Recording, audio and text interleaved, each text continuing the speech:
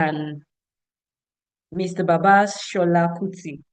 Babashola Kuti is a seasoned politician, entrepreneur, and social analyst.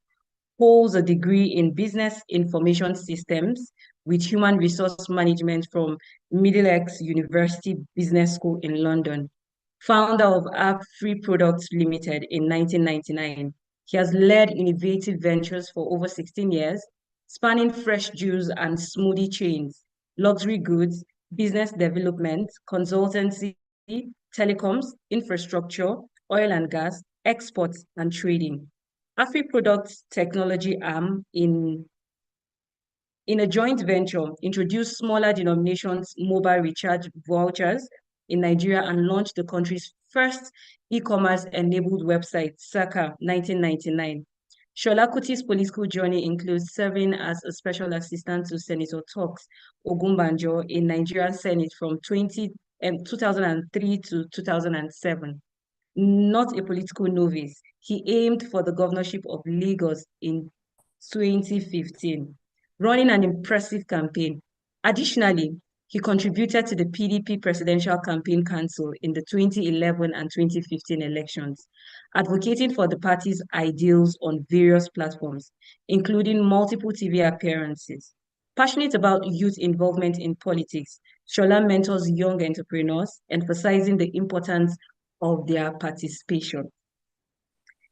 Join me as we welcome Mr. Babashola Kuti. You're welcome, sir. You have the mic. Thank you, and welcome everyone. It's nice to be here again as usual. The idea for me is always to share some of the experiences I've had in politics and some of the things I've observed as well. So feel free to see this as friends having a chat. Also that introduction is very important because that I didn't really talk too much about politics. Talked about my business life. And that's something I always advise young people to do, that, yes, you want to be a politician, but being a politician is not a job in itself. You have to have something that is your bread and butter. You have to have a source of income so that even when you get into politics, you can then really serve people because you've got, you're not looking for money or whatever. So, it's very important that, politics is expensive as well. So it's very important that you have a good background, a solid background, professional career or something that you can always fall back on. It's like what you tell this average sportsman, always when you retire at 30, what are you going to do with your life? So that's what I always tell people with politics, that when you don't win an election, what are you going back to do? So thank you. So feel free to ask questions as we go along. I'm going to be sharing a few slides. Hopefully that shouldn't be a problem. Usually it works the first time, but you know how these things go. Funny enough, I used to be a support person, so I'm used to troubleshooting computer problems. Then somebody give me a thumbs up. Can you see the screen, yeah? Not yet, sir. Okay, let's see if that blows up.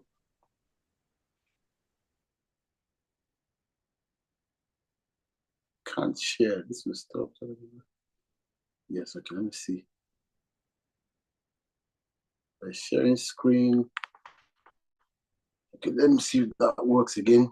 Tell me if you can see it. We can see that, sir. Oh, okay. You see what I mean about technology? There's always a problem.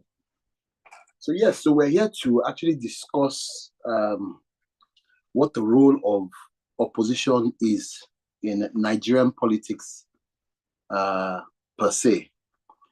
And the idea is basically that I hope that after this lecture, it will be clear to everyone, what your responsibility is as an opposition politician who is navigating a very difficult terrain in Nigeria.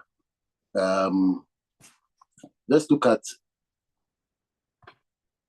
the definition of opposition in politics. My best definition always is, because you know that there are different types of political arrangements or political systems, depending on what country you go to. I'm in the UK, so the kind of politicians we have, or the kind of political arrangement we have, is one where it's a parliamentary system. So it means that the parliament, everybody goes to contest for election. All the parties go to contest for elections. Like, let's just say National Assembly level, and then the people that win are elected into parliament, and then they form a government. The party that has the majority will then form a government. So whoever is their party leader becomes the prime minister of the country. So in that way, it's not like our election where it's a winner takes all kind of approach. This one is like the most popular party across the country, who has elected most of the people in the House of, well, the parliament, but House of Representatives, will then become the government. In Nigeria, we have a completely different system. So the role of opposition essentially is to hold the government that is in power, accountable. And the opposition is always, like in Nigeria now, if you look at opposition, it's completely different. Opposition is normally in the parliamentary system is the largest non-government party. So that's the largest party that is not the party that came second in the elections, essentially, is what we call opposition here. But in Nigeria, opposition is everybody who did not win. And then in Nigeria, it's a lot more interesting because when you go to the national level, APC is the party in government. PDP technically is the main opposition. Labour and all the other parties are opposition parties. But in the UK, it's, when you go to the state level, for instance, if you go to your state now, PDP is not opposition. PDP is now the government in power. And then all the other, APC is the largest opposition party, and all the other parties are also opposition parties, and so on and so forth. I hope that makes sense. So essentially, in Nigeria, we have an arrangement where in some states, the opposition party is actually the ruling party, which makes it more interesting. Because when you sometimes hear the government criticizing, the parties criticizing the government at the national level, you sometimes look at their states and think, these people are not hypocrites. Your state governor is doing exactly the same thing. The state governor, your party is doing, but you are here holding the president to account. So essentially, what is the function of opposition? It is basically to look at the government and find areas where they're not functioning properly, and then question those areas and hold them to account.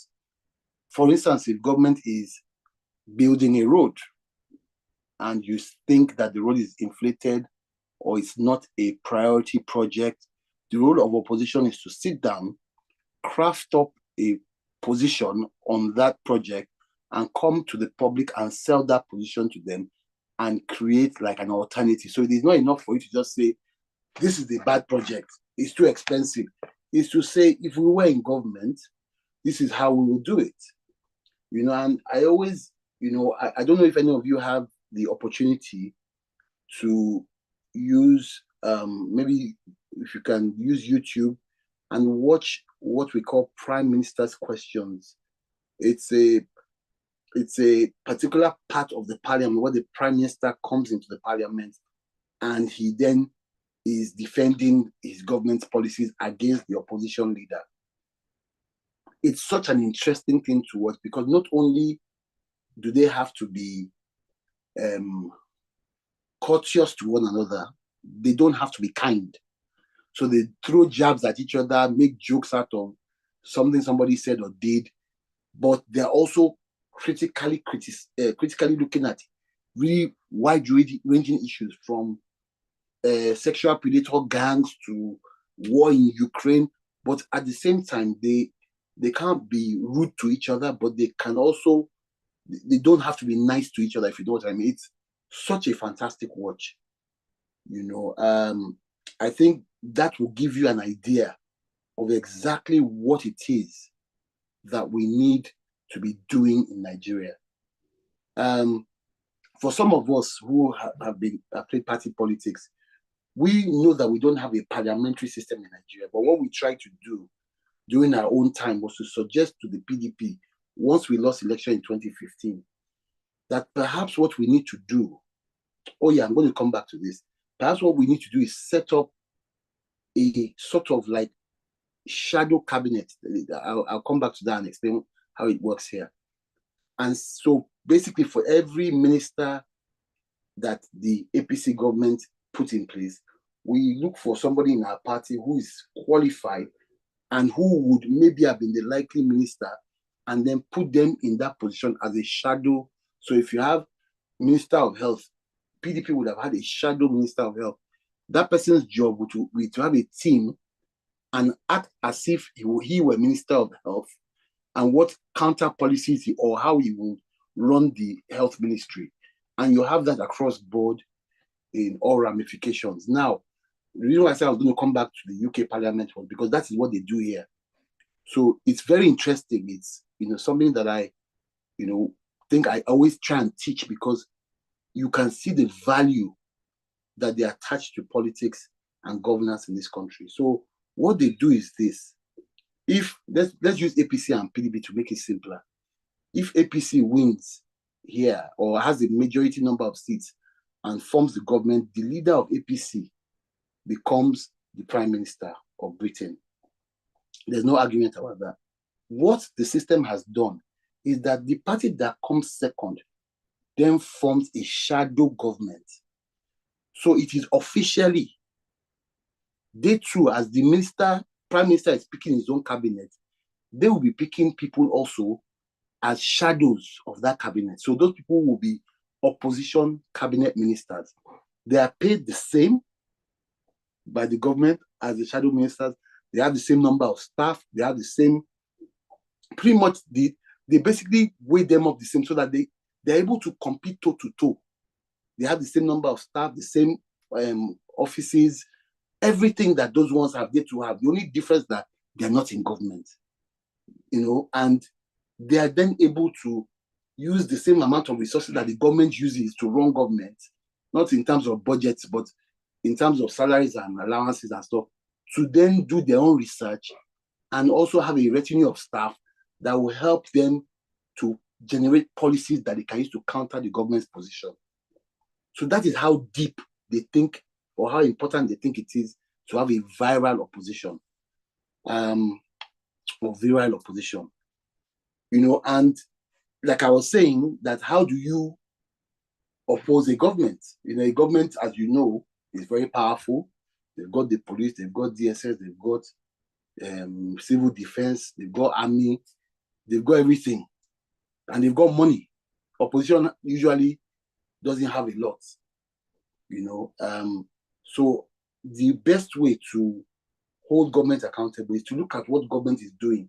Look at some of the policies they are putting out on education, on health, on roads, on business, and then look at them critically and see areas where you can challenge those ideas and propose alternative solutions. So it's not enough to say, oh, that road is too cheap, or that road is too expensive, we can do it cheaper. You have to explain how you will do it cheaper. So the people that are listening to you will know that you know what you are saying. That you are just not opposing for the sake of opposing. As we can see with some people out there that were saying one thing about Tinubu today, tomorrow they're saying another thing. It's that kind of opposition that we have in Nigeria. Opposition of convenience. And I think that is why our democracy is not growing as it should. Now, let's talk about some of the things that would help us have a really good opposition in Nigeria.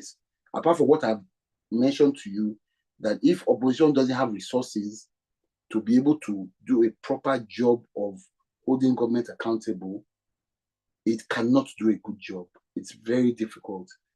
In the past, the PDP governors would fund people to go on TV as talking heads, form events, fund all sorts of things to make sure that the party was seen to be, striving to, put themselves on the front burner. But the difference between the UK or the parliamentary system and the presidential system is that they're only doing that to win an election. So they're not really thinking about the impact to the people. They're just thinking, let us make sure that people are seeing us, where our name is not forgotten. and so we can also win the election.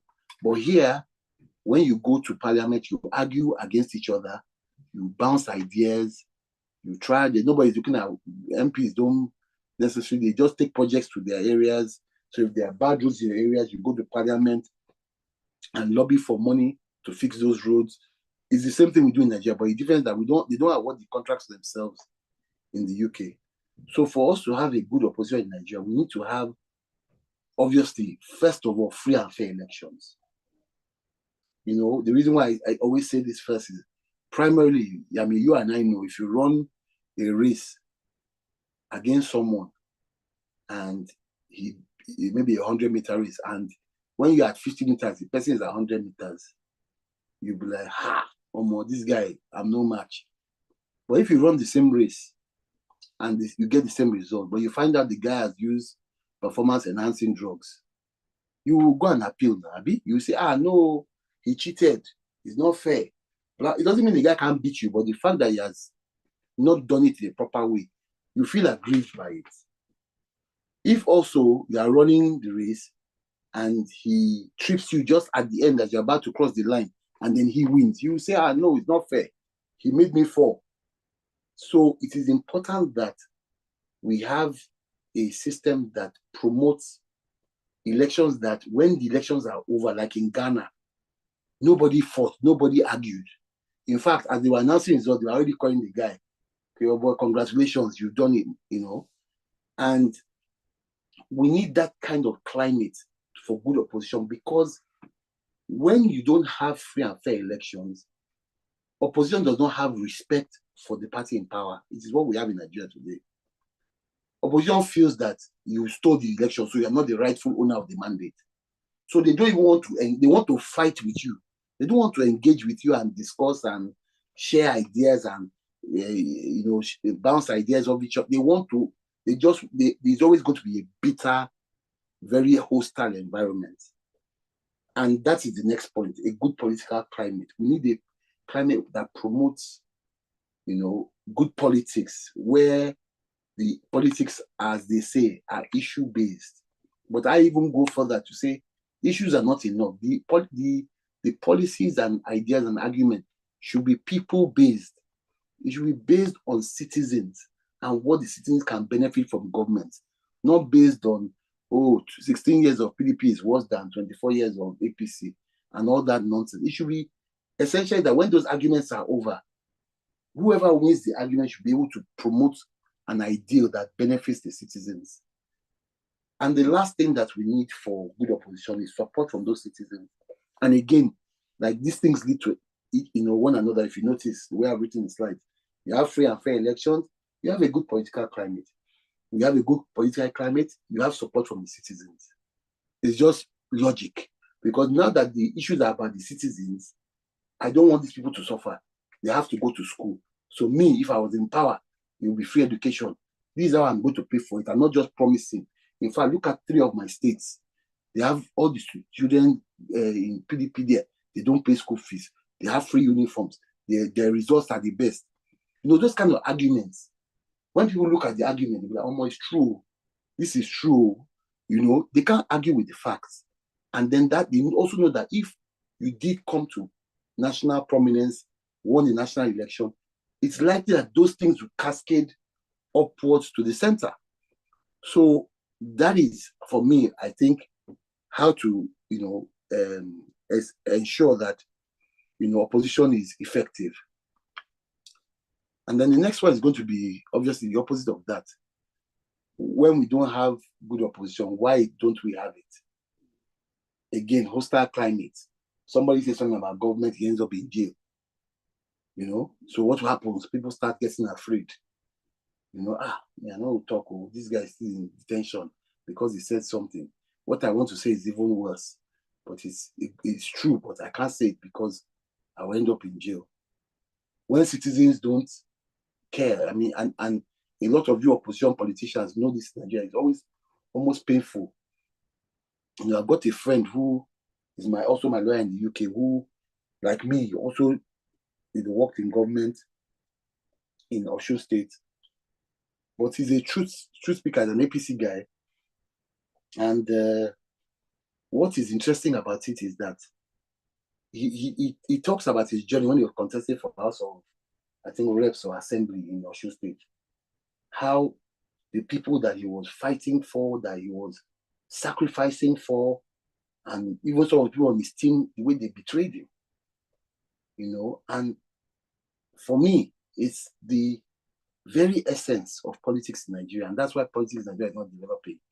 That the same people that you are sticking your neck out of, that you see suffering and you are so pained, are the same people that will not support you when you raise good issues. They will tell you, it's Yoruba's turn, please don't say anything. It's Igbo people's turn. It's Hausa people that are ruling now. Let us enjoy ourselves in peace. So when the citizens have this kind of useless attitude, and I always say that when people complain that this government is so hard, just let Tinubu's car pass in line, his convoy. You see them staring at him, or waving at him. They will forget that the hardship is coming from these people in government that are passing in 100 cars. Or let one governor in PDP in one state that is not performing, let him drive past. You see people or a crowd waiting for him at the airport dancing every time he lands because he just went to Lagos and came back. All those kind of nonsense. So if citizens are not supporting opposition, then opposition will not have the firepower to challenge government. The other factor that really hurts me, and I'm sure hurts a lot of you, is this poor quality leadership in political parties in general, especially opposition. Elections are coming. Every chairman of every party. You're prominent on TV. When Agbada going up and down, making noise. Then once they go into the election, they all sell out, collect much more money, and after the election, everybody goes to sleep. One excellent example I always give everybody, and you might say I'm biased because he's crossed over to the PDP, and he's also been a friend for about 30 years, is Fusho Doherty. He ran on the platform of ADC or somebody. But since the day the election ended, go and look at his Twitter page. He has never stopped speaking about these very important issues in a very respectful, a very, decent, a very clear, his communication is so clear and unambiguous. And I was one of the people that reached out to him and said, you need to come to a party that will give you, because your party is not even interested, not that the PDP is any better at the moment, but at least it's a larger platform and it will give your voice a bit more resonance. So when you have the kind of leadership we have in some of these political parties, that the people are just chairman of a briefcase party, waiting for election so that they can collect money from candidates. And then when they collect the money, they won't help their candidates win.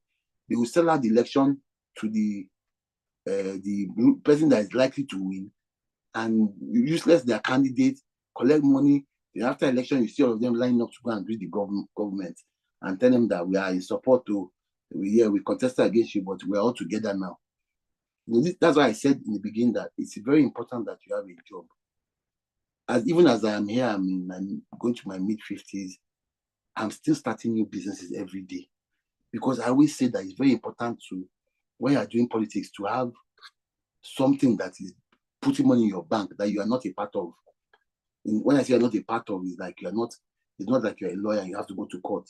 Even if you're a lawyer, you can have a chambers that is thriving and you have 10 lawyers and they are making money and you're just going about your political journey. And then the final factor I'll talk about is this poor organization of opposition, which is obviously the same thing that comes if you have poor quality leadership. Again, you get poor organization of opposition. It's just simple logic, really. Because if people are not even interested, like you find in PDP today with so many court orders and so much confusion and so many conflicting interests, that you sometimes will ask yourself, what exactly is the end game here? Is it that the end game is to kill PDP for another 4 years so that Tinubu becomes president? Then after that, what next? So that then they can now contest at that time, so that this time is like a new person is contested. But at the end of the day, if you've killed something before the time you need it, with the other people, it's the same thing that happened. This Jonathan thing, PDP has not recovered. In fact, it's Obasanjo. PDP has not recovered from Obasanjo's problem of third term. It pitted, first of all, the problem of one term pitted him against Atiku. That messed up the party because ideally, under the arrangement, it should have been Obasanjo first, Atiku next, and then there would have been a good succession plan. And for some of you who are not too young, if you actually look at this, I always call them the class of 1999, the governors, Donald Duke, Joshua Darie.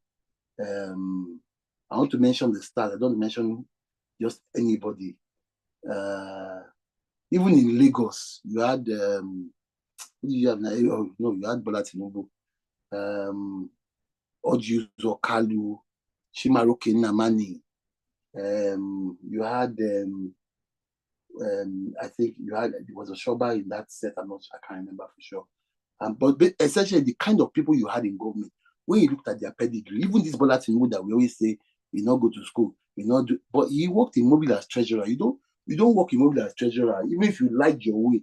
It's still a very respectable job. He wasn't a downfall driver.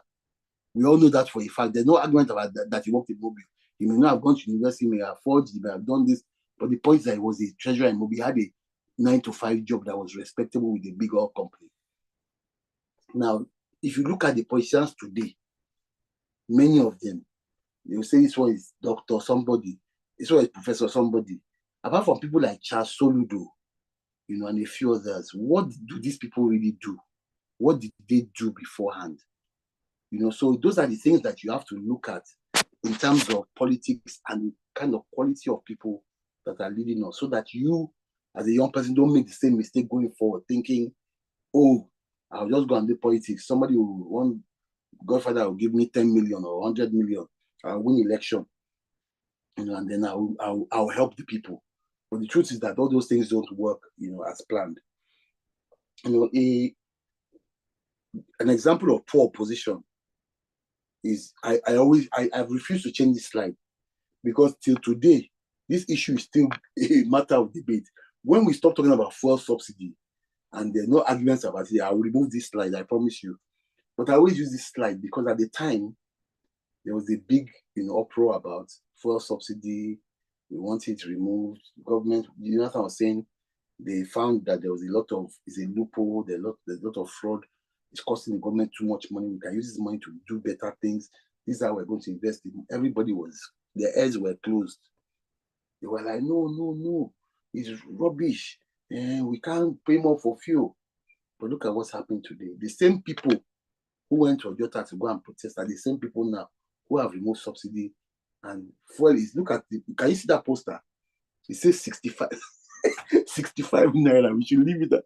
I think Jonathan proposed the 100 and something or so that time. What is fuel price today as we speak? It's like, I think if at best guess, it's probably about 900. So very poor position. It means that at the time in 2014, when this protest was being driven, people were not doing their calculation. They were not, no experts. And this is why I said, when you are opposition, you have to have a team of experts that are being paid. People that would normally be working in PwC and Anderson Consulting or Accenture, whatever they call themselves these days. Big people that are knowledgeable about economics will be you take them from those places and hire them. You'll be paying them the same salary or better than they're getting there. And they will be helping you analyze these policies. So when you make the policies, it's not based on rumors or innuendo or spite. Because what has happened is that one of the big things that took Jonathan out of government was something like this. That's how they riled the people up against him. But today, those same people are the ones that are paying 900 naira. So, it's very, very poor position. And I mean, it's something that we should all learn from.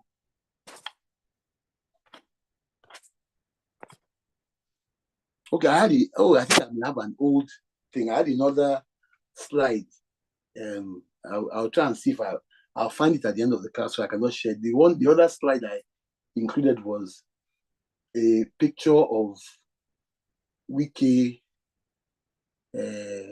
Ikpeazu, Ugwuanyi, Makinde, and Orton, PDP, 5 PDP governors, the G5 as they call themselves.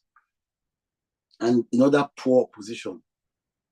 It's almost like because you don't like your coach in Manchester United, you now go and be scoring own goals at every match.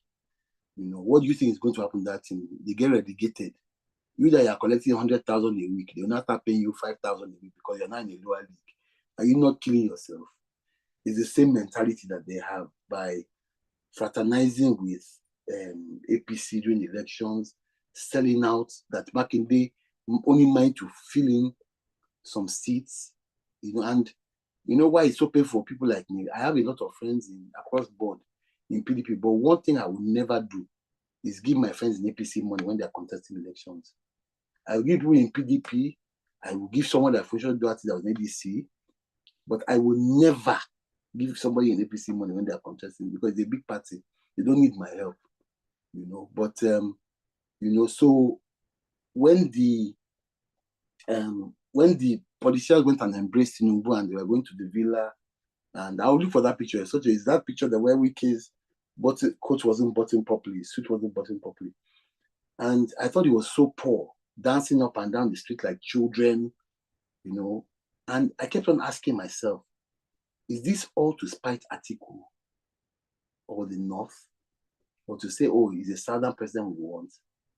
And even if you want a Southern president, can you not fight for it in your party? Look, democracy is not perfect. Democracy is not, and my dad always says, my dad is big on politics. In fact, that's why I got involved in politics.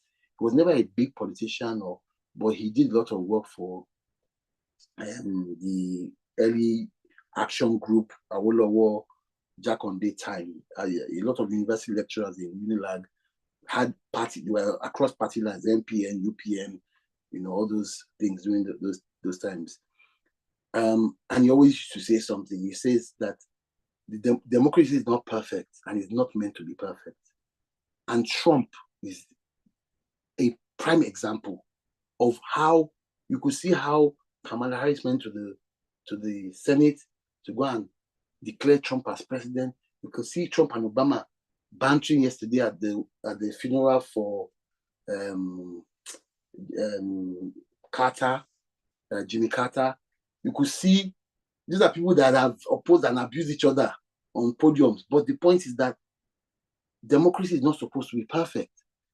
Democracy is supposed to be such that if 100 people want something, if there are 100 people and 55 of them want something, that's what we're going to do. It doesn't mean that, it might mean that 55 people are idiots and it's what they want that we do, but we do it because that's what democracy is. So when you look at that kind of picture, you understand that in Nigeria as well, we should not have a perfect democracy that brings out the best all the time, because the best is not necessarily the most popular. People don't even want the best, so we need to be very careful when we are looking at things like, results of elections and getting emotional. We should look at what are people looking at. So sometimes politicians have to, in the UK, they've learned to play the game so well, in the US as well. They know, Trump knew that if you look at Europe, a lot of countries are leaning to the right. We don't want immigrants in our country. So politicians are looking at it and thinking, well, I don't mind immigrants, but guess what? I can't go out and say that now if I want to win. So a lot of them are becoming becoming extremists, or trying to banter to that crowd because it looks like that crowd is the majority. It's not always, it wasn't like that before. And it may change when they try this method and they see that, actually, we need immigrants. So they'll be like, no, we're going to vote for a party that will bring immigration. So we need to, look at it, critically sometimes, and make decisions based on, not on emotions, but on facts and a lot of statistics, which we don't use in Nigeria. So what is our role as citizens in all this? To me, I always say it's very simple. For politics, no person in government is your friend. Whether they're your family or not, they're not your friend. Once they get in government, everybody starts behaving a bit odd. So you're in opposition, your job is to call them out. People, your job is to support opposition. Don't support government.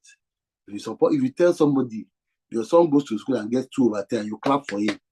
Will he get 10/10 next time? He will say no. Let me even get 1. Maybe I'll still get a fist bump. So you need to understand that if you keep endorsing mediocrity and keep applauding these politicians when they're not really doing their best. So it's not like we're asking them to turn Nigeria to Dubai overnight, but we just want to feel like they're doing something, you know. And even when they do a little, don't say, this man has fixed this road. You say, well, nice that we have this road now, but I wish it would go another 10 kilometers because there's a stretch in front that has not been done. Let them always be on their toes. If you applaud a politician, he will be using you to boast. Look, even you see, the last time I went here, this is my citizens, they were clapping that I did this thing.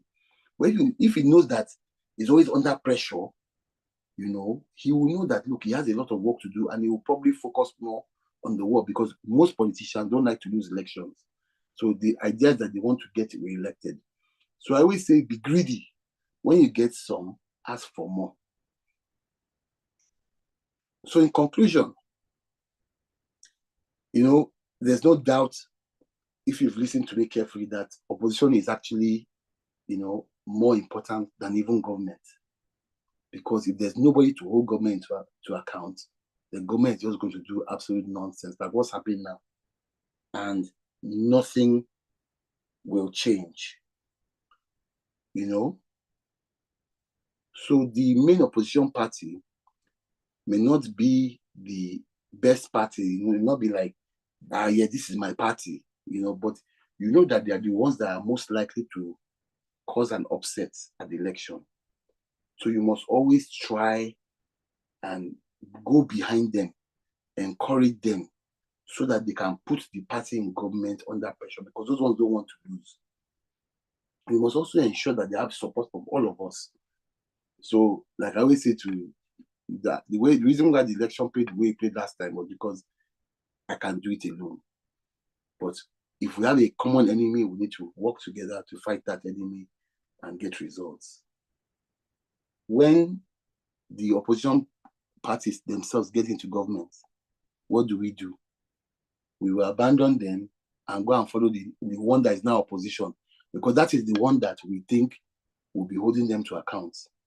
And that, I think, is the magic we need to learn in Nigeria to sustain our democracy. I mean, and on that note, I say that is all for me for now. So I'll be happy to take your questions. Thank you so much, sir, for the insightful class. Thank you so much. It's been educating and insightful. So I think this time is for questions. So you can, if you have a question, you can indicate by raising up your hand. And if you're in a noisy environment and you think you're not comfortable enough, or it won't be convenient for you to speak, you can use the chat box in dropping your questions. Just indicate by raising up your hand and you'll be asked to unmute yourself if you have any questions. Okay, we have Lucky. You can unmute yourself and speak. Thank you very much. Good evening, everyone. I want to really appreciate our yes, I want to appreciate our lecturer this evening. Thank you so much. However, it's your last line that's a concern for me. Yeah. Are we just to be spectators and just wait for an opposition, or we actually get involved as party people, party politics? Because if we, the people you are talking to now, all of us get involved in party structures, then there's a place for party loyalty, right?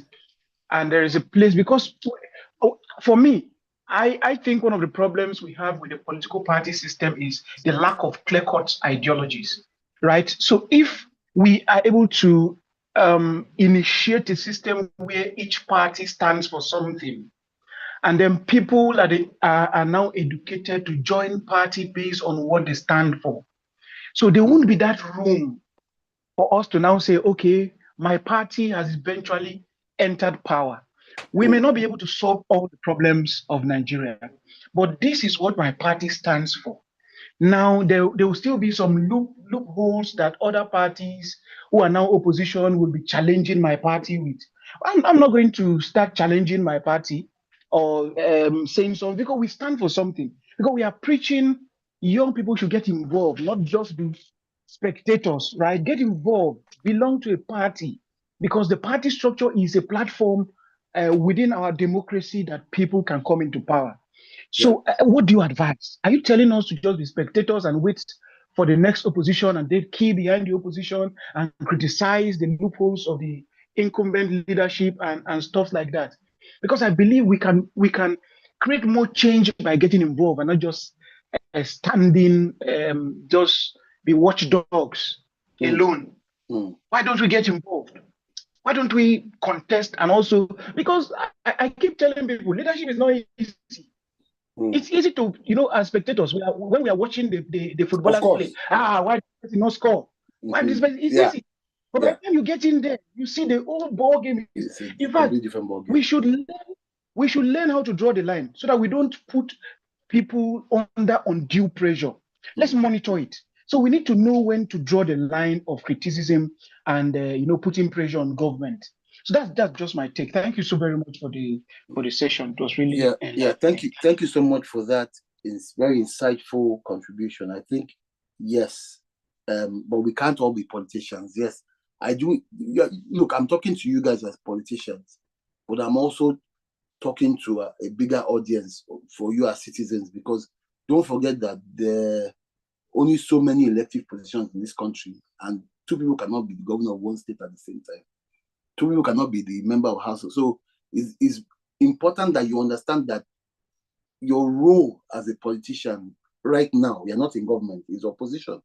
So it is not enough. You can't tell everybody, 200 million people to go and get involved and register in a political party. Some will tell you that they have no interest in politics. What you want to do is galvanize them to support parties, to go out and vote, and to maybe contribute to a candidate, if you don't even like a party, but you like a candidate, so that politics can become a bit more competitive. I think that is the point I was trying to make. So it isn't that I'm not going to dissuade anybody from running for office.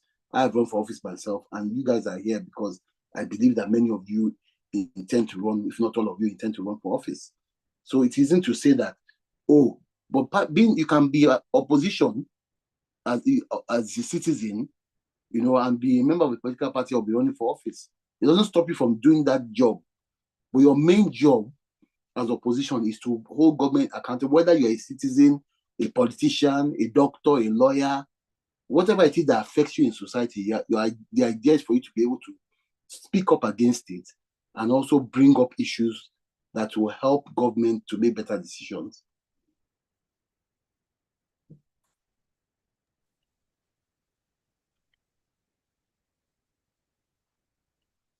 Is there anybody else that wants to? Okay, thank you so much, sir. Samuel Obi. Samuel Obi, you can unmute yourself. All right, thank you very much. Good evening, everyone, and thank you, our facilitator. I enjoyed everything that you've said. Mine is the issue, especially when you spoke about the place of opposition, how we have to stand for something, and the advantage is that the current government, who happened to be in opposition 8 to 9 years ago, have created for us. I think one of the problem of the country, especially the young people, I don't think, as a field person, I don't think their problem is actually good governance. They just want an opportunity for them to have a bite on the cake. Not really good governance, because if it is actually good governance, we have a lot of things to hold on to. Look at, for example, budget has provided all what is being allocated during the budget to the public, which every youth can use his phone. That same data you are using to make TikTok, you can use it to get the allocation for every federal constituency in this country, the 360 of them, the 109 senatorial district. Then they have also gone ahead to give you information about the disbursement details through godspend.ng, where you can know the contractor who received money for a particular road project. For example, the road between Ogoja, Zakibiam, and Taraba state border, The contractor has received money more than 4 times between last year and this year, and he has not visited that site. Yet the youths are not even angry one day that who is this Emma Ventures, who is always receiving money to repair this road, and the potholes are reaching all over the place. So our young people should change. If they are asking that they want to be included in governance, they want to join governance, they want to be included, they should change their thinking. That this thing is not about what you can get today, until we start standing for our budget and start demanding for accountability on daily basis. That is the only time we are now going to see the needed change. Otherwise, we are just joking. Thank you. Very, very well spoken. And I'm happy somebody, because I don't like to criticize too much in terms of the disappointment, but I spoke about it briefly, about how the people that you're fighting for will be the ones that will disappoint you the most. It's exactly what he said. How can you say that there's a road in a particular area where people live and they go through every day? The contractor has given them money 4 times. He has never even come to site. But yet there's no outrage. You know, little things like that. That's why I said opposition, that it is that the ingredients for good opposition is being able to catch something like this and make an issue out of it. A constructive issue that, look, this one is like what I call a low-hanging fruit.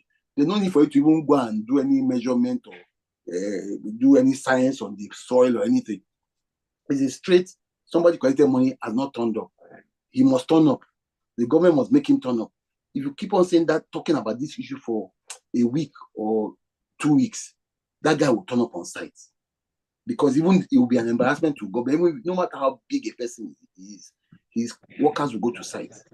And you know, it's exactly what I'm saying, that look, you have to, good, for instance, is there not a PDP in that area? Why are they not raising the issue? Is there not LP? Are there not other, how many other parties do we even have in this country? Maybe 60 or something, or maybe 100. Yet nobody is talking about it on TV every day. The people in Kogi Sev are not talking about it. The people in Ogoja are not talking about it. So, you know, when you think about these things, you need to, you feel a bit sad. Everything. Yeah, but you now realize that the problem is bigger. And that is why having a good opposition is so important. That, you know, I was telling you about how the opposition is fixed here, how systems are built so that opposition can be effective.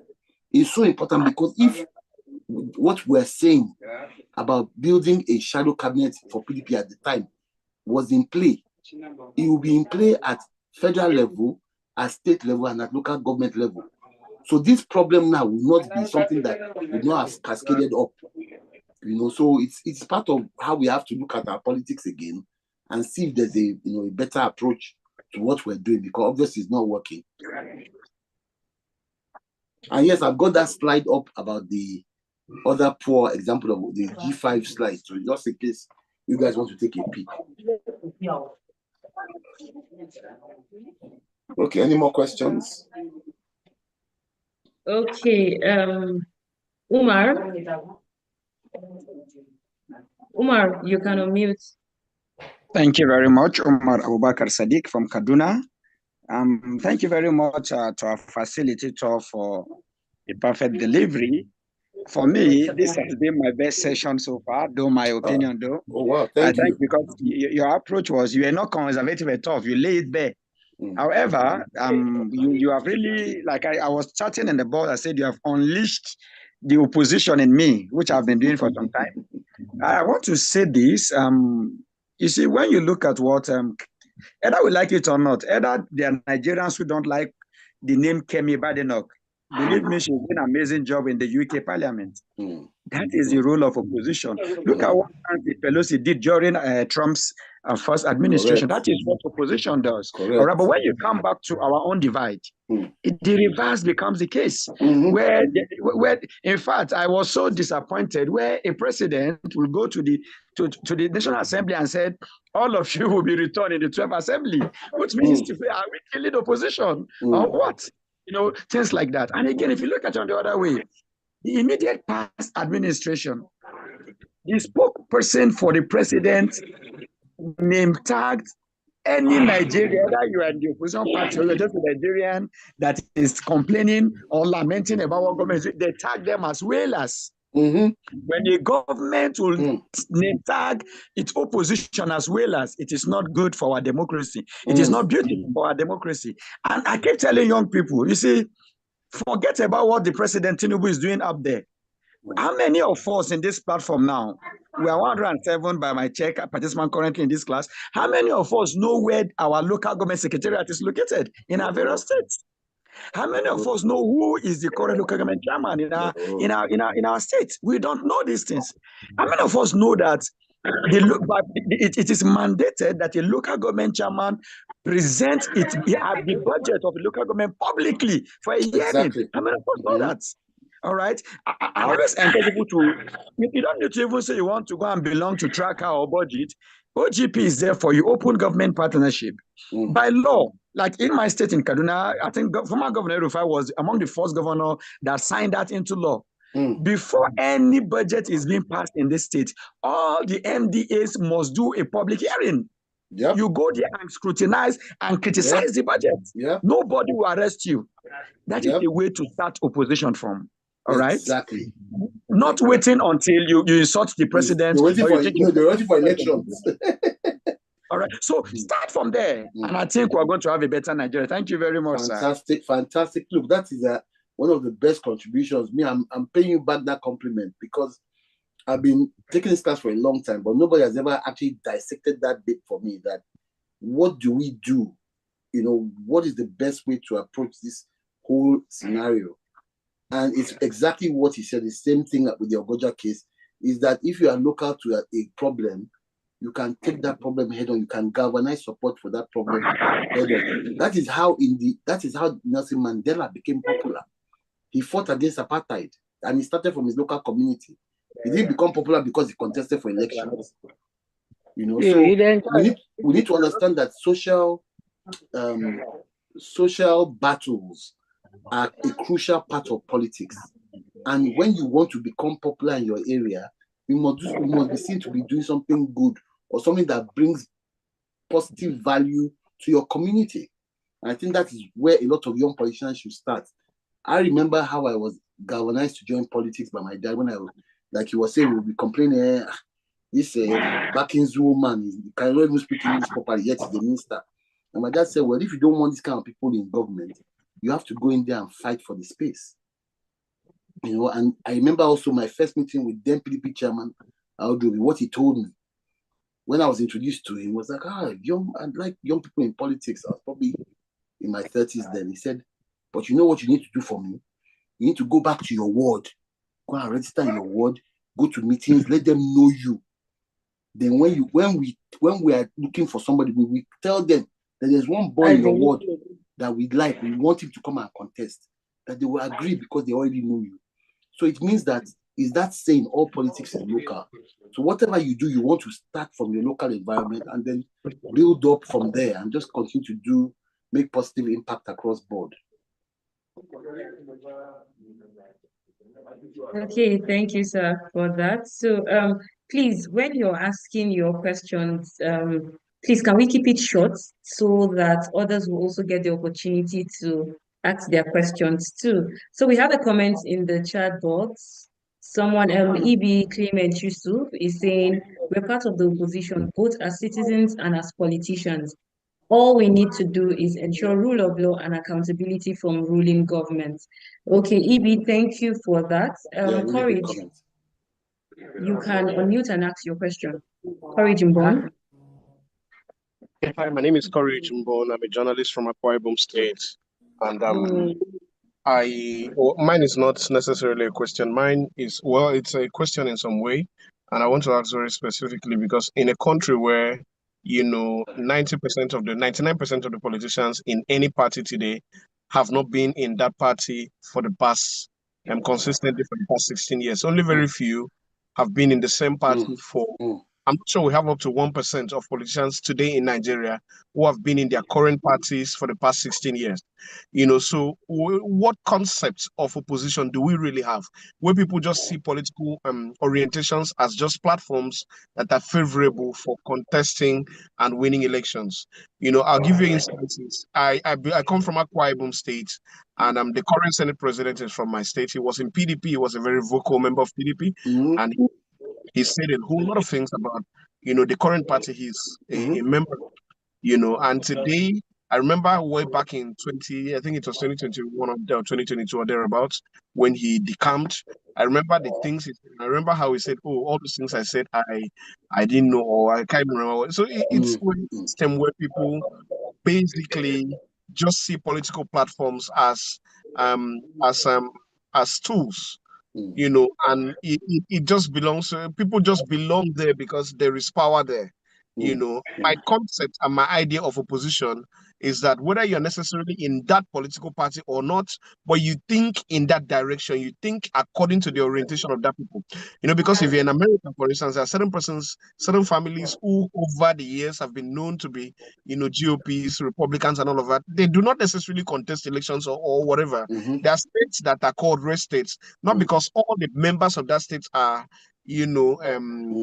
they run elections in that, or they even go for meetings of that political party. But because they think according to that orientation, to the conservative orientation, they believe in certain values and all of that.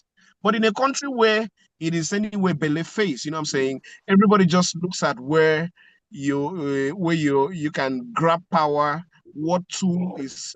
I saw someone run for an office last year, and someone said to him, "Look, if you're running under this platform, you're not going to win the camp. Go to this other platform, find a way, meet this man." That is how we do politics in this country. And so, can we possibly and truly and honestly talk about opposition in this kind of polity? That's my question. Yeah, it is a big challenge. I appreciate everything you've said, because I've been on that journey before myself, where it's almost an impossible task. But some of us have remained loyal to the cause, and I'm sure the percentage may not be as high, as low as 1%. It may be more like, if I were to look at it critically, maybe more like 15, 20, maybe even 30% of people that have never left the political party. The problem with political parties is this: you must understand that they're a vehicle for winning elections.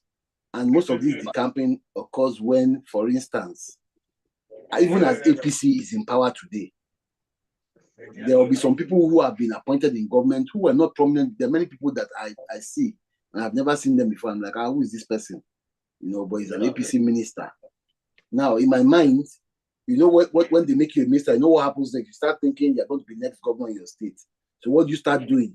You start using your position with the president to muscle the party in the state, try and get the delegates, try and make sure that the state working committee is in your pocket, make sure it's your own people that are there.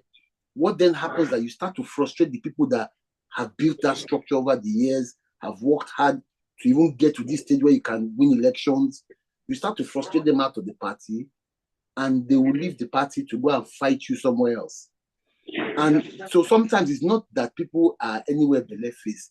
It is like the climate for our politics is so bad that once people get into a position of power, or they become, if I go to the president now and people see him hugging me and telling me he's my son, in fact, he jokes that I'm going to be the next governor of Lagos, the next thing I'll do is go to PDP and go and scatter PDP and, or APC and scatter APC and make sure that my people are there, drive all the people that have guaranteed electoral victory in the past, drive them out and start doing nonsense because I feel that I'm going to be the next person.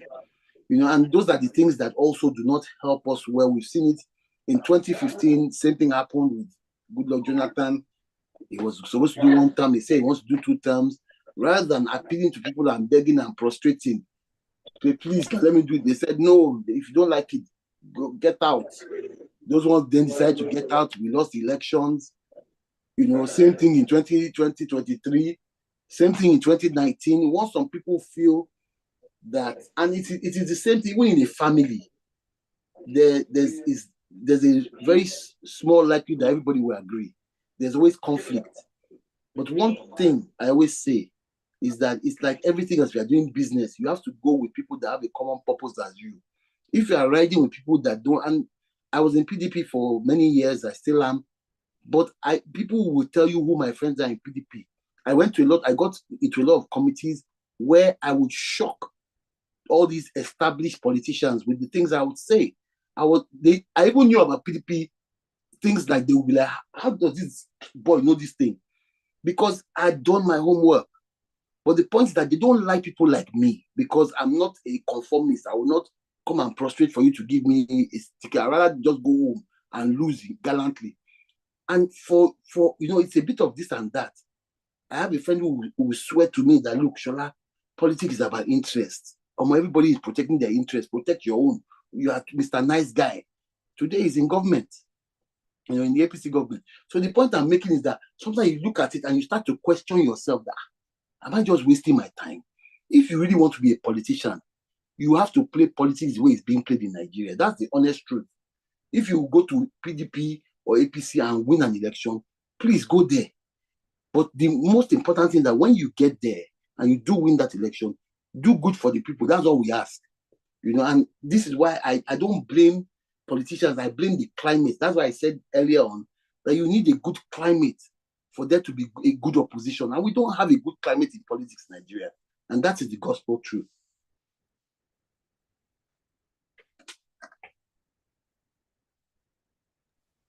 Thank you, sir, for that. Omo, sorry if I murder your name. Omo Jiwe. You can unmute and ask your question.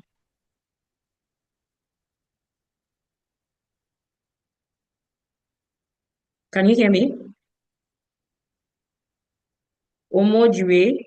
Okay, if you're not there, Yvonne, you can unmute and ask your question. All right, thank you. Good evening, sir. Good evening. Hello. Thank you for the insightful session. So, there was something that struck me. There was something that you said that struck me, and that's something that I've realized in Nigeria, especially in my state. I stay in Plateau State, and so there's this thing where most politicians just want titles just to have some kind of authority, especially what you said, like doctor title. Meanwhile, they don't really know anything about medicine or anything. So I have two questions actually, and the first one is, why do you think they just want titles, or they just adopt titles that they may not even fully understand or even resonate with? And the second is, what can upcoming politicians, future politicians do to ensure that they're not necessarily defined by their political roles, but also like their personalities? That's it. Very, very good observation. I think Nigeria is a country of titles. Everybody wants to be a doctor without a PhD or without going to medical school. People want to be professors without actually writing any papers. It's a societal thing. People believe that the more important you are, the more titles you have, the more important you are. That's why people, write their name and put JP at the end. And I used to think JP meant Justice of the Peace. So when I found out it was Jerusalem Pilgrim, I was like, is that somebody writing MP at the end of his name because they went to Mecca, So, but we just love titles in Nigeria. So you must understand that it's a way of life. And it's something that has become part of our culture, unfortunately. And, for me, I always say that for young people, the two things you have to do is one of them is what Aldugbe told me: go back to your ward. Your ward is so small. It's such a tiny place. If any of you here has ever been for a ward meeting, you know what I mean. Go back to your ward, participate in your ward, participate in your state, in your local government, carry out activities, volunteer for things, be known. And, you have to have a positive approach to politics. Everybody is in a hurry to become something because somebody else, a friend of theirs, has achieved the same thing. But everybody has their time. The most critical thing I always tell people, if you want to be in politics, I said it in the beginning, I'll say it again, have your 9-to-5 job, have something that brings you your daily bread, that you don't mix with your politics. That one is separate, and then do your politics as a hobby. Being a politician is not a full-time job, because you can see there's no election, everybody is sitting down. And then the second thing, you must have a positive attitude about the country. You want to get into office to do what? Ask yourself that question many times when you are alone. What am I really fighting for? I'm not fighting to be in office so I can now be like these guys. I'll now have a Jeep, I'll live in Lekki or Banana. I'll now, have plenty girlfriends if you're a guy, boyfriends if you're a girl, whatever it is that catches your fancy, I'll be able to travel abroad. What exactly are you doing? What are you doing this for?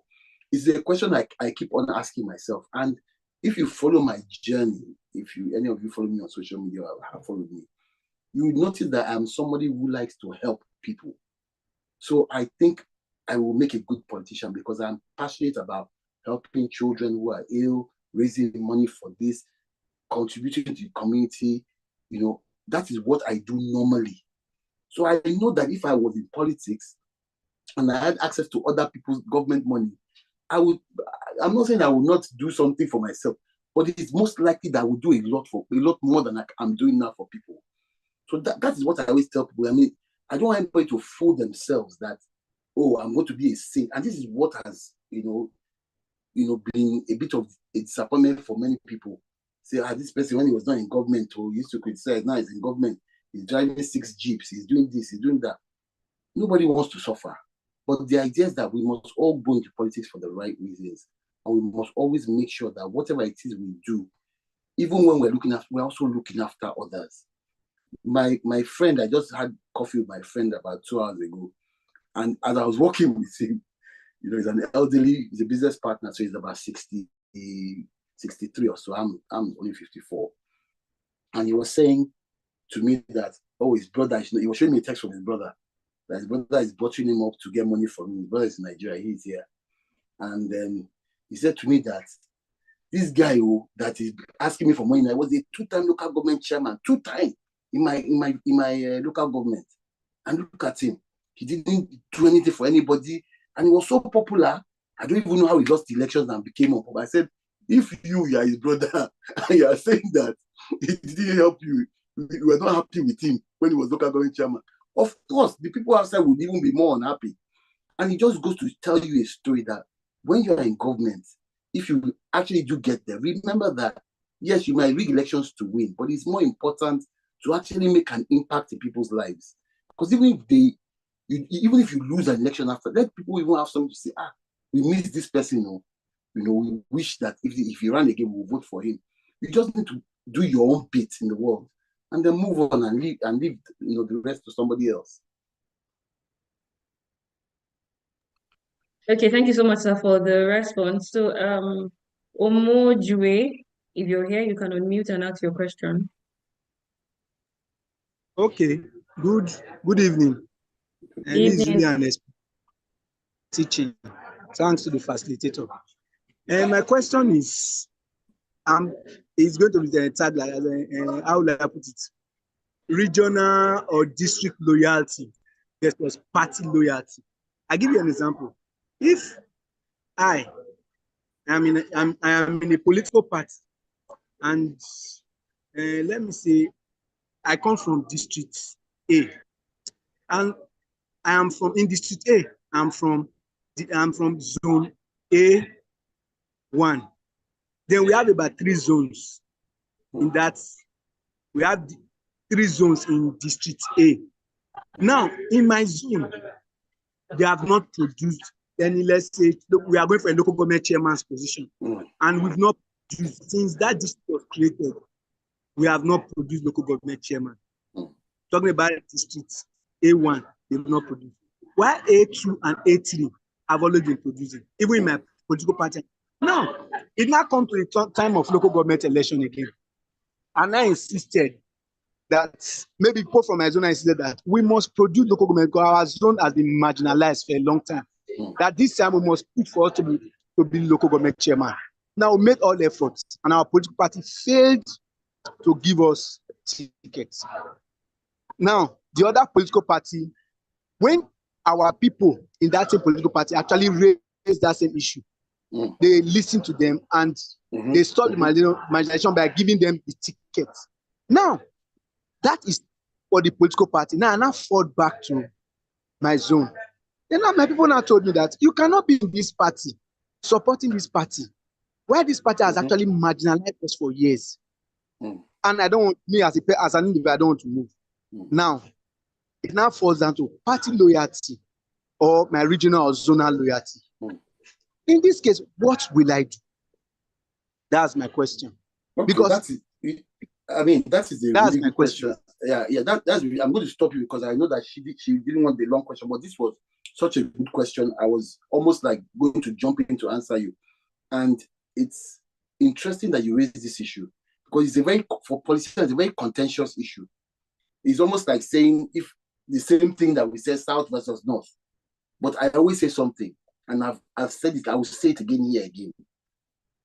I am an Atiku Abubakar loyalist, a Bukola Saraki loyalist, but I always say something. What would have happened if they had just said to Jonathan, "Oh, I'll do your second term, we'll wait." What do you think would have happened? You answer that question for me yourself. What do you think would have happened? One of them may have been president today and even finished his term and gone to retire. But so I always say to people that party supremacy first. That is why you can see that even the Republicans, they don't want Trump, but when they look at Trump's popularity outside, they're like, oh, more. If you go against this guy, you go lose.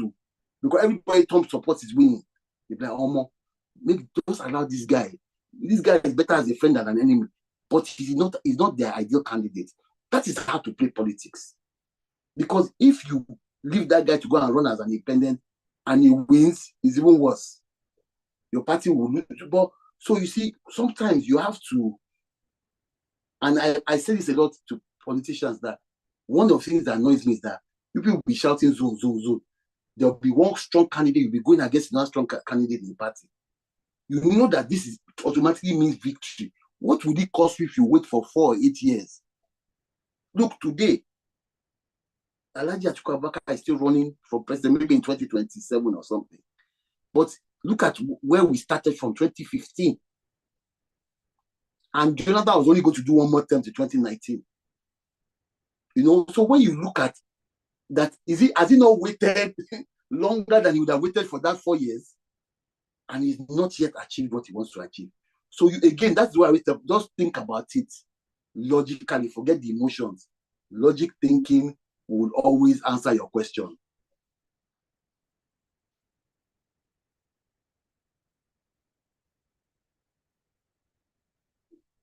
Thank you, sir, for the response. Michael, you can unmute and ask your question. Hello, can you hear me? Good evening. Loud and clear. Good evening. Good evening. Good evening, sir. Thank you so much for the engaging communication with regards to opposition. This is a vital topic, especially in our time. Please, I want to ask, because I hear some persons say too many things about how youths should be engaged and how some persons were firing at us to help, whether to ginger us, to make us feel like we don't. So the question, I'm throwing back the question to every one of us that is here. Because first of all, from all I've learned from being in the ECN is that a lot of Nigerian youths lack information. They really don't know what is happening in politics enough to become the opposition that we want to be, right? And even as we feel that we want the government to be as good as we want it to be. I like the fact that somebody said something about budget and spend. I love that, because I was in a session last year when gospel was introduced to a group of young persons, and when I heard that and I was exposed to what is being said about how we spend, how government spend money, a lot of Nigerians, I can bet that they have no clue. 50% or more have no clue as to what happens with the money that is being dispersed by government. So in this sense, my question now is, how can we begin to make people get involved? Because it goes beyond just saying opposition. I'm in a group known as the Labour Party group in Alimosho. And I was introduced to this group because of my huge involvement in the last election. And I usually get involved in election when I see a viable candidate. I don't just jump into election. And I don't want to even belong to any. Before now, I didn't want to be involved in any political party thing, because I see all these things are just a group of, like somebody described earlier, people jumping from party to party for interest, not basically for the growth of Nigeria. Because you gave a very good description about how opposition should be. When this person wins, the other party should be like, you are not doing well, this is what you should do. It helps go, because at the end of the day, it is our country. It is not about whether you are APC or whether you are PDP. If the country fails, we all fail. If the country is good, we are all good. Yep. Now, my major question now to you, the way this current government is hitting at opposition, what do you think we can do as a people to come to hit? Because you hear almost every day on the news, this person is talking about bad against government. The next thing they're talking about arresting the person. The next thing the person is in prison. The next thing the person is in. You understand? What can we do as a people to fight back against this? Because this same government, like we said, was an opposition. Correct. And they did terrible things. We all know what they did. Like you mentioned, they grounded this country. And then right now they are in government, and any person that speaks is in prison. Look at what is happening with Pharaoh Timi. Look at what is happening with every other person. The journalists here and there, left, right, center, being taken to prison, released the next, the DSS chasing people up and down like we're in the autocratic government. What can we do as a people to address this issue? Because we need to come back and then begin to say, no, enough is enough. So how do we address this issue? That's my question. Okay, so, again, like I said to you, I mentioned earlier that Nelson Mandela himself was put in prison for how many years? He wasn't a politician.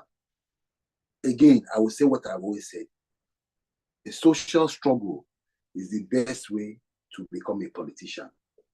Because in a social struggle, people see, they hear you, they listen to what you're saying, they see your fight, they see your pain, they feel you, and we got to do it together.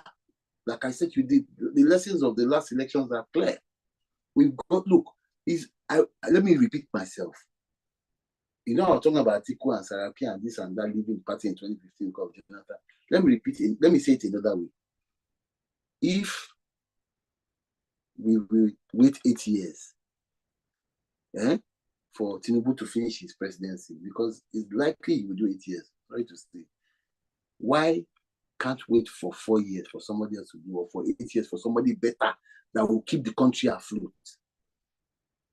So we need to all come together, sit down, do the mathematics, and agree that instead of all this, and you know that the main parties, the divide and rule, divide and conquer, is their approach to politics, to elections. Everybody go and run. Make sure this guy doesn't run in this party. Make sure this one doesn't run with this one. Scatter their midst. Let them go and run separately. When they run separately, they will eat each other's votes. We will just be on our own. We need to understand that sacrificing our personal interests for the good of the country is what is paramount. I will say it again. We need to learn to be patient. I would rather wait 8 years for a good person to be president so that I can become president after him, maybe, or I will not even contest at all after that. But the most important thing to politicians must be the country. And that is where we have failed. I will be totally honest with you. I don't think there's anything I can add to that. That people should put the country first. That look, what is more important, me becoming president or this one not becoming president? That's the battle we are fighting today. And that is where I think we need to face. And the parties need to come together and decide that, look, This suffering is too much. The people are suffering. And the people themselves must decide to themselves that, look, these people are not coming back. And look at what is happening in other countries. You can see it for yourself, how people are chasing governments out of the country. These are even dictators that have been there for 30 years. They are chasing them away. They are running to exile. But those people have not done half of what our own people have done. So look, the answer is easy. We all need to be focused on the goal. The goal is for, like I will be selfish. The goal is for Baba Shola Kuti to have a better life. The person that's going to give me a better life is the person I'm fighting for. Do you understand? I'm fighting for my own survival. Look at the price of things today. Even the people that are stealing money in government, will they still not go and buy things with that money? So at the end of the day, we need to come together. We need to have the same goal, which is not for me to be president. It's for us to have a country that works. And I think that will be, all I'll say on that matter.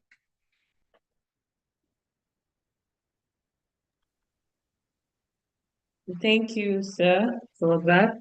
Abdul Hamid, unmute and ask your question.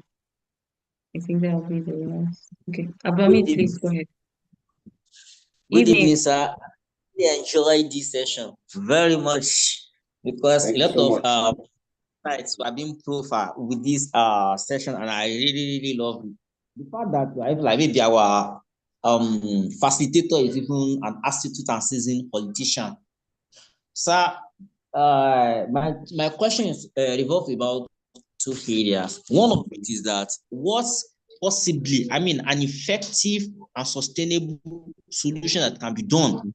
So like maybe whenever APC is there today and one way or the other they have been doing one or two things, somehow they're not like maybe accurate, but they're still what? Striving. And tomorrow PDP gets, but because they want to outshine them, like they have not get power now, they want to like maybe create an impression whereby the people feel like, when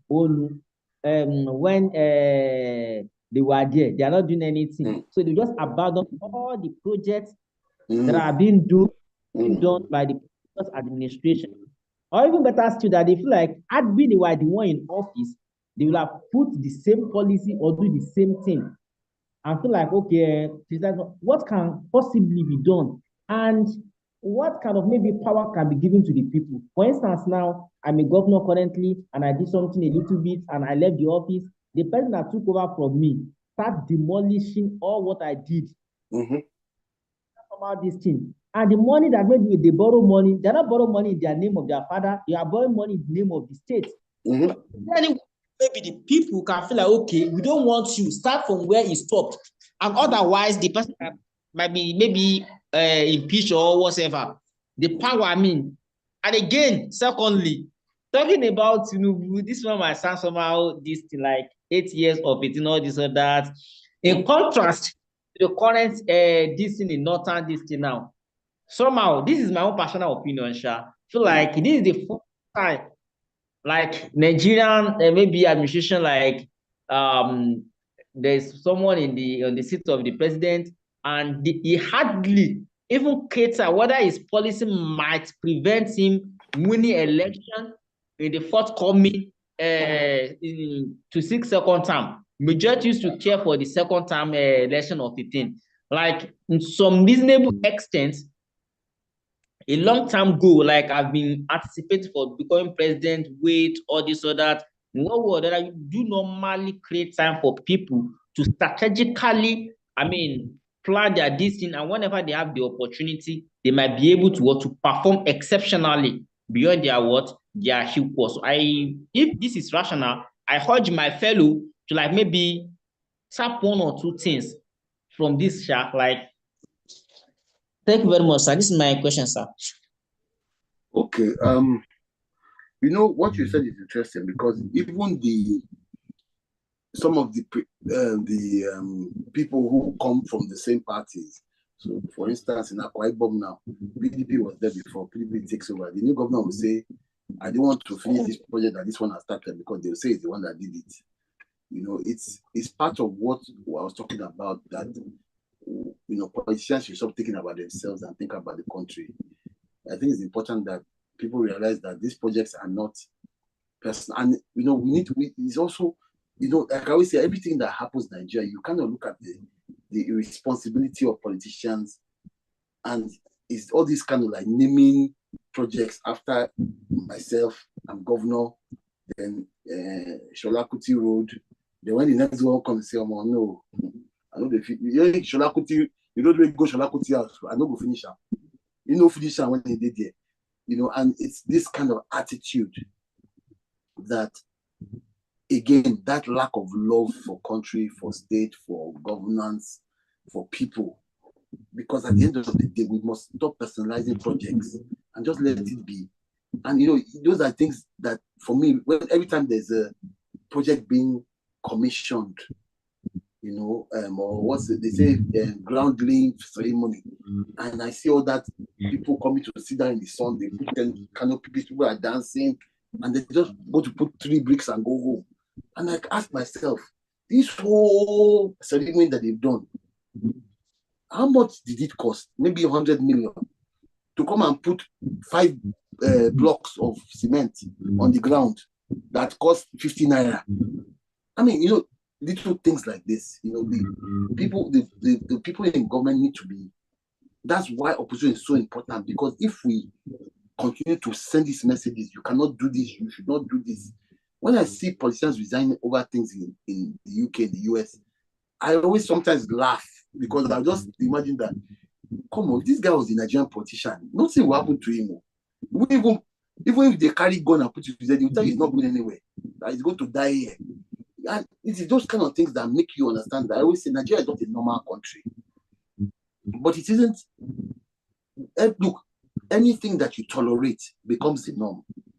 If you don't tolerate it, and people think, oh, these guys, when they see me on the road, they will stone me, or they will abuse me, or I will lose the next, they won't do it. So we need to be the ones that are in the driving seat and controlling the narrative, and also pushing these people to the edge where they feel like they can't even talk in public because they are afraid of what they will say. If it's misconceived, they have to go. We need to get to the point where the developed society is, where mistakes are not even allowed. Oh, you made a mistake 20 years ago, you just found out now. Bye-bye, you're gone. You know, and that is where we need to get, and we will get there. But it is from all of us realizing that we have a tough job to do. And do not say that the president does not care if he gets reelected. The president is making, according to his people, tough decisions. Some of them are going to pay off. Okay? Some of them will not pay off. It's that simple. But the ones that pay off, when they pay off, will pay off well. It will give us a bit of comfort in the long term. But the question is this, and this is the question that a lot of politicians have failed to answer in the past, is that when you want to give somebody an injection because he's sick, must you use a syringe that is the size of a dagger? The answer is no. You can give it to him small till, you know, it will take longer, but at least the pain won't be so much. And I think that is where this president has failed. So as somebody, Seun Kuti said, the president is not making, and it's no relative of mine, by the way, we're not related at all. But he said the president is not making tough decisions. He's making wicked decisions. You know, and that for me, again, is that thing I said, you have to love the people so much so that you put yourself in that place that if it was me, and I had to go and buy a bag of rice at 120, with my salary that year, could I have survived? The answer is no. Then you call your cabinet and say, come, how are we going to do this thing that it will not affect these people too much? Is there anything we can do? And then until you get an idea that you know for sure will at least mitigate some of the suffering, that policy is never going to be implemented. It's like, I was saying this a few days ago, I'll quickly say this, that in this country, there's a welfare system. So if you don't have a job, the government will pay for your house, they'll give you a certain allowance every week so that you can survive, you don't have to steal or anything. But I was saying to somebody that when the UK was in Europe, every poor country that joined Europe, when the people were going to run away from their country, to go anywhere in Europe. It's UK they will come because of that system. They knew that when they get here, as soon as they land, they don't get job, they don't get house, they don't get free money. So they will run here. And the UK was a headache for the UK. That's why they left Europe. Because the pressure on and this free health, you don't get that in many European countries. So they knew that the pressure was much on the economy, and it ruined this country. I won't lie to you.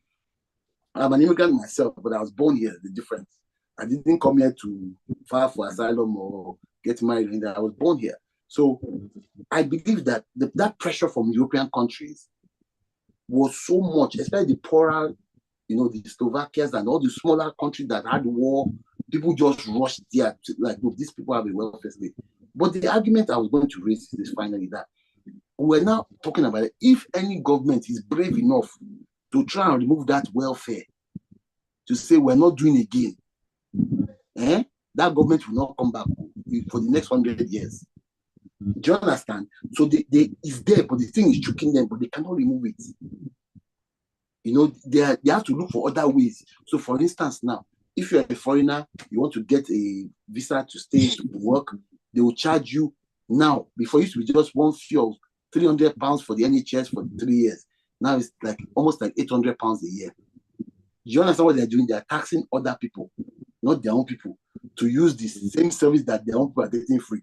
But guess what? In 5 years, once you get your indefinite remain, the thing is free for you forever. So you can see how countries are becoming clever, and they know that if they do this thing, that's the end for them. And that is, I think, what the president needs to be doing. Thank you so much, sir. Thank you so much. I think with this, we have come to the end of today's class. Okay, I can see Abdul Hamid. Abdul Hamid, we've taken your question earlier, but so you don't feel deprived of asking your question, I think I will give you in 30 seconds. If you can wrap up your thoughts or question in 30 seconds, then please go ahead. Okay, sir. And just one thing again, sir. I mean, I feel like just one thing that's unique about Rwanda administration, like since 1994, Kagame has been thereabout. Like, people now make reference to the consistency in that particular country, in the economy and whatever, anticipating for that. But can we pay the price of having the same man? Please, sir, like, I don't dispute whether it is 4 years, whether it's 20 years, 1 month use, in as much as it's brought about sustainable development. That's just my question regarding that, sir. Thank you very much, sir. Abdami, you honestly, your points are so interesting, because it's something that I missed as I was speaking as well. Don't forget, Obasanjo tried to do a third term. Lee Kuan Yew was Obasanjo's example of what stability meant for developing nations. So a developing nation like ours does not, and this is what you are saying, that people will do a project and abandon it and all that.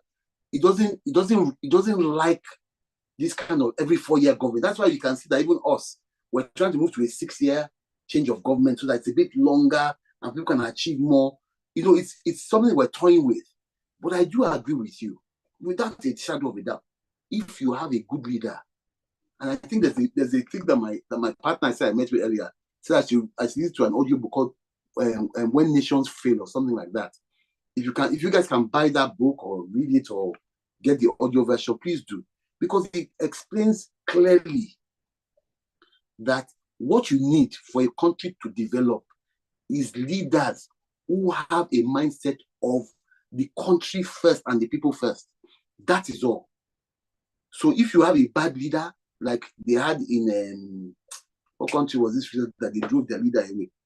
If you have a leader that is a dictator that is killing people and the country is going backwards, one day they will sack him. So it takes, and Obasanjo really tried to model that Lee Kuan Yew thing, because I followed the Obasanjo years very closely. The way he structured government, the people he brought into government for the first time, were seeing people like Ngozi Okonjo-Iweala. When she came to government, I'd never heard her name. Charles Soludo, I'd never heard of him. Nasir El-Rufai, I didn't even know of him. But these people, when they brought their CVs, you were impressed. You were like, wow, first class in this one Harvard, this one MIT. We're like, wow, these are geniuses. This man went abroad. Although it says that he went abroad and brought them back to serve the country. I even remember then, if you remember, that Ngozi Okonjo was paid a special salary in dollars because he told the president, if I am going to serve, I earn dollars. My children are in school, I have to pay their school fees. I can't earn this salary and serve. So I think the World Bank did a special arrangement for her, which still today is being, I think the USAID is being effected for a lot of SAs. So if I came to Nigeria and SA now, I would probably get paid a fat salary like what I would get paid abroad for the standard of life standard of my career at the moment. They won't pay me the Naira value. They'll just say no. So the American or the UK government will pay me that salary so that I can contribute to the growth of the country using my expertise. And I won't be deprived of a good life. The point I'm making is very simple, is that essentially, if you look at these developing countries, they need stability. But that stability must be borne by a leader who loves the country so much that he will sacrifice everything for the country, that he will give of himself for the country. And I think that's what we're lacking. So Kagame has done very well, but again, you have, and my dad always says it, that this democracy is not good for us because people know the hear word, but again, you don't, if a long-term presidency is good, what about if a bad person gets in there? That's always my fear. It's nice if a good person is there and the person is doing well and we're all happy, but what if he's a very terrible person? That is why democracy is supposed to be like look, let it just come and do this one and go. And let me leave it on there so that you guys can get on with your day. I think this is a world record today. I've never seen so many people, but I guess having the class on a Friday helps, but also it's a busy day. So thank you all for joining at 5 p.m. on a Friday. And I wish you a great weekend. Thank you so much, sir. I think I've attended this class before, but attending it today, it's a different perspective altogether. So it's been a lot, and it's always nice having you come share from your wealth of knowledge. And our chat box has been on fire. I think there's one major. Yes, so I think there's one major comment, my major take-home comment, I think from Umar Abubakar, who said, opposition in me has just been unleashed, right? That's the essence of the class. You come to class, you learn, you don't keep the knowledge with you, you're getting this for free. Please ensure that you share the knowledge with others. And I saw someone making a comment about our media, not just social media, right? Also radio and other, we have journalists in the house, and then we have people from different professions, right? You can do well to start by sharing this knowledge from your little space. Start where you are. That is how we can change Nigeria. That is how we can make Nigeria great again. So I'm so happy that the class has been engaging. And once again, thank you so much to everyone who has joined the class today. Actually is a lot. You've invested your time, and I pray that this is not going to be a waste, right? DD, you're in the house. I don't know if there's any announcements before we go. No, there's none. Thank you so much, sir. Okay, you're welcome. Okay. Thank you. Thank you so much, DD. Right. And again, tomorrow we continue. Exactly 5 p.m. There's no African time. Let's try to be in class on time, right? And it's going to be another interesting and engaging session. So let's do well to be in class. Thank you so much, everyone. Let's all have a lovely night rest. Good night. Good night. Thank you.